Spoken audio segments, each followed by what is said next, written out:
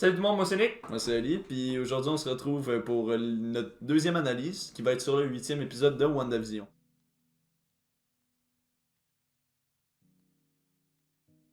Donc dans le fond, comme vous savez, l'épisode commence qu'on apprend que Agatha, comme dans les comics, c'est une sorcière de Salem. Donc l'épisode commence dans le coin du Massachusetts. Et elle tue d'autres sorcières qui tentaient de la tuer elle-même, dont celle qu'on apprend être sa mère. Il y a un retour dans le passé avec Wanda, on apprend plusieurs trucs, accompagné d'Agatha évidemment, en connaissant la fin du dernier épisode. On a une partie de son enfance en Sokovie et on a la mort de ses parents. Elle écoute la série Dick Van Dyke qui inspire beaucoup le premier épisode et deuxième un peu aussi de la série WandaVision. Ensuite, on a l'acquisition de ses pouvoirs avec Hydra. On a entendu parler un peu, on n'a jamais vraiment vu qu'est-ce qui s'était passé, donc on a le behind the scenes un peu de cette partie-là de sa vie. Ouais, ben c'est ça, de Avengers 2, Age of Ultron. Ensuite, on a la scène avec Vision dans le Avengers Compound, un peu où qui tombe en amour, que Vision apprend à être plus humain, moins robot, plus développer ses sentiments, tout ça. Ensuite, on a la visite au Sword quand Wanda vient chercher Ultron, Vision, désolé. Oui et non, dans le fond, plus c'est ce qu'on visiter finalement. Ouais, c'est ça, on pense que c'est là qu'elle va chercher Vision, mais on apprend dans le fond qu'elle n'a pas été chercher Vision. On revient à ça plus tard. Yes. Et dans le fond, on voit la création de Westview, dans quel état, dans le fond, elle a créé ça. Et Agatha qui révèle à la fin que Wanda, c'est une Scarlet Witch. Et la scène mid-generic, dans le fond, qui est Hayward qui s'en va utiliser une version de Vision qui est blanc contre Wanda. Dans le fond, qui l'appelle un Sentient Weapon.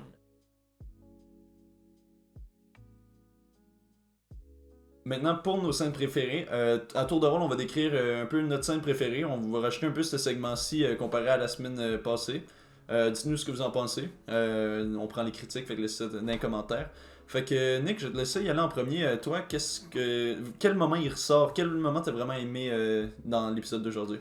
Dans le fond, moi, la scène qui m'a vraiment le plus frappé, je pense pas être le seul, mais c'est la scène où qu'on voit Wanda, dans le fond, qui s'en va toucher la pierre et on voit le reflet, ben pas le reflet, mais c'est plus l'ombre, dans le fond, de la Scarlet Witch. Et on le voit, le reflet dans ses yeux. Je trouve cinématographiquement, c'est vraiment, vraiment bien filmé. Les couleurs sont incroyables. Ouais. Puis on voit que c'est un peu, pas une prémonition, mais ça projette qu'est-ce qui s'en vient plus tard. Puis c'est vraiment très, très important, dans le fond, pour ce qui s'en vient. Même si on sait que c'est la Scarlet Witch, ça reste que c'est une prémonition qui est vraiment intéressante, puis c'est vraiment bien fait dans le fond de la façon que c'est tourné, j'ai adoré ça. Pis ça, où est-ce que je vais rajouter là-dessus, mais ça, comme tu l'as dit un peu par la prémonition, c'est parce que c'est ça, c'est vraiment des flashbacks, fait que c'est vraiment comme avancé dans l'histoire quand tu regardes ça chronologiquement, fait que entre le moment où est-ce que ça se passe, puis le moment où est-ce qu'on est rendu dans Wanda, c'est quand même, tu sais, tu te dis ça devait être pensé aussi, là, on va pas se cacher, fait que non, c'est quand même surprenant de voir ça. Ouais, exactement. Et pour toi, ta scène préférée? Ben moi, j'ai bien aimé la scène où est-ce que, dans le fond, c'est la première espèce de vision du passé que Wanda a avec Agatha. Dans le fond, il s'en retourne dans le passé, puis là, il voit Wanda avec sa famille, avec Pietro, du moins, puis genre, il regarde des films, ben pas des films, mais plutôt des séries, tout ça. J'ai vraiment aimé ça, tu sais. Par la suite aussi, il y a l'explosion, puis là, ça devient un peu le chaos, puis il y a la bombe Stark Industries qui arrive juste en avant. Puis ce que j'ai aimé, c'est vraiment parce que ça fait aussi référence à ce qu'on a entendu précédemment dans l'histoire, quand Wanda avait justement dit qu'elle avait déjà été prise en dessous d'un lit pendant plus de 3 jours à attendre voir si une bombe allait exploser. Puis là, je pense que c'est Pietro finalement qui... Ouais, ben Pietro puis Wanda qui explique à Tony Stark que dans c'est ça que dans le fond c'était Stark Industries qui était marqué sa nom. Puis là, tu sais, on voit ça sous forme de flashback pour décrire un peu comment le X s'est formé, mais je trouve la petite référence que ça fait, elle fait son charme. Là.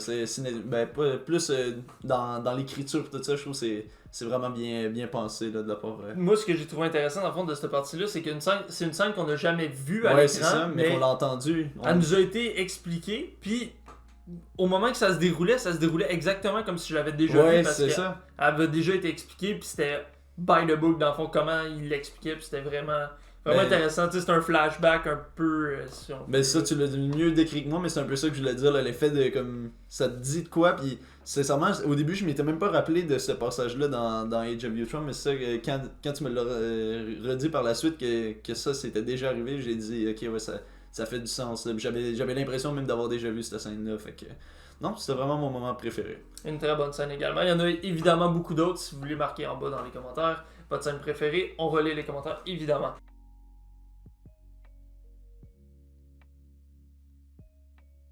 Donc, maintenant, on arrive dans les théories / attentes. Dans le fond, on a moins de théories cette semaine que la semaine passée.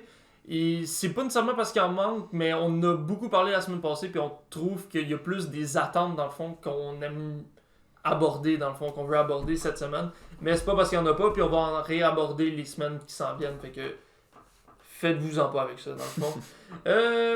Dans le fond, pour la première chose, il y a la scène mid-générique qui, selon moi, donne du poids à la théorie qu'on a parlé la semaine passée, que Hayward, c'est potentiellement Ultron. Ça peut être d'autres personnages. Je me suis informé, puis j'ai vu...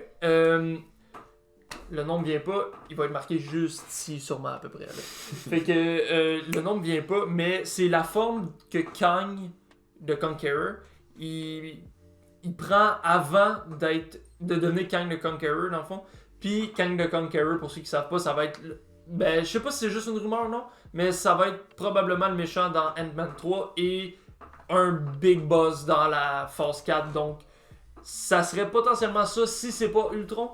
Mais moi, je trouve que ça donne du poids à la théorie qui dit que Hayward, c'est Ultron. Ouais. Dans le fond, comme Ultron, il voulait faire, dans le fond, il utilise Vision. Il réussit finalement à utiliser Vision.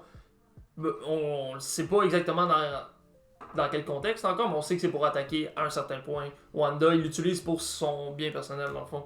Donc, c'est un peu comme Ultron voulait faire, puis ça rajoute du poids au fait que Hayward, je l'ai dit 800 fois. Ça, c'est une boucle, tu te répètes, mais on a compris.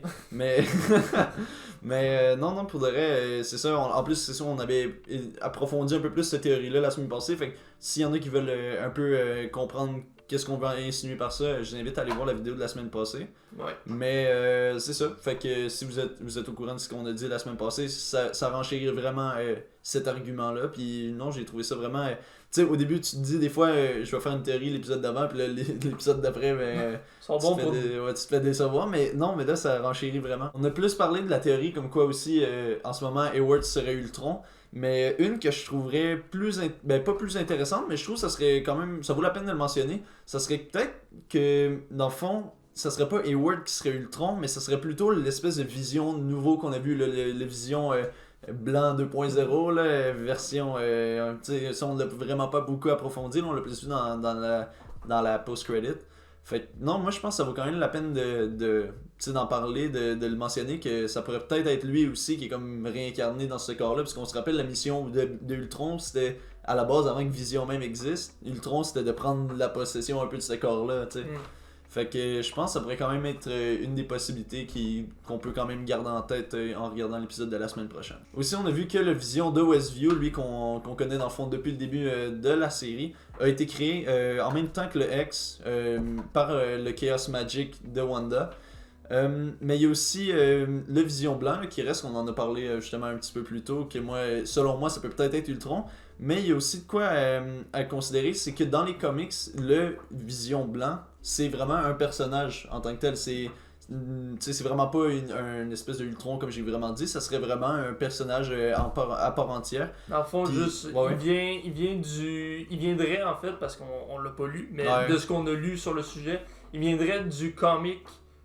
Ça doit être une série de comics, mais c'est Vision Quest. Donc c'est de là que ça proviendrait. Je te laisse continuer. Puis c'est ça, c'est vraiment une vision Puis c'est là aussi que je trouve ça quand même intéressant avec l'apport d'Ultron, parce que c'est un peu les mêmes idées aussi qu'Ultron, parce que ça serait un être qui s'en fout un peu des humains, tu sais, un peu ben pas anti-héros, mais quand même, selon moi, genre, tu sais, un peu anti-homme, anti-héros. Ben c'est surtout dans le sens que pour lui, les humains sont irrelevant. Ouais, Les humains, comme, pas ils servent à rien, mais ils s'en foutent des humains, puis quand même bien qu'on en tue 150 000, ben genre, ça va être ça, puis ça finit là. Fait dans le fond, c'est un peu comme la mentalité exactement que je cherchais de Ultron, qui est comme, les humains, regarde, si ça prend qu'on doit les exterminer pour que ça aille mieux, ben ça va être ça que ça prend. Pour finir, dans le fond, c'est pas nécessairement une attente ni une théorie, c'est plus une observation. Mais dans le fond, on se rend compte que le terme Scarlet Witch est utilisé différemment de la MCU qu'il est utilisé dans les comics, dans le fond. Dans les comics, c'est vraiment plus un titre que tu hérites. Dans le fond, tu deviens, si tu veux, une Scarlet Witch.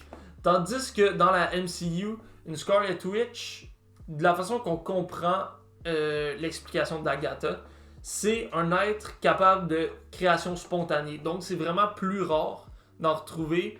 Puis, la création spontanée, dans le fond, c'est en partie le Chaos Magic qui, dans le fond, donne les pouvoirs à une personne de créer des réalités différentes. Mais dans le fond, c'est ça qui altère la réalité et qui peuvent avoir des répercussions chaotiques, d'où son nom, Chaos Magic. Bon, ben, merci beaucoup d'avoir écouté la vidéo jusqu'ici. Dans le fond, je vous invite vraiment à nous laisser un like sur la vidéo et à vous abonner pour être au courant des prochaines vidéos. Je dirais en conclusion, vraiment impatient de voir le prochain épisode de la semaine prochaine, qui normalement devrait être plus long, mais là ils nous ont dit un peu ça depuis longtemps que c'est supposé être long, fait que je me fais pas trop d'attendre à ce niveau-là, mais ça risque d'être vraiment intéressant, le côté histoire, côté action, fait que vraiment intéressé pour la prochaine semaine. Ouais, puis dans le fond, ce qui est triste un peu, c'est que ça va être la fin de WandaVision, mais ça veut pas dire que comment je dirais ça, l'histoire va finir, parce qu'on sait que ça continue dans Spider-Man 3, ça continue dans Doctor Strange. Spider-Man 3 qui est d'ailleurs Spider-Man No Way Home, ouais, si vous n'êtes pas au courant, fait que ça a été confirmé.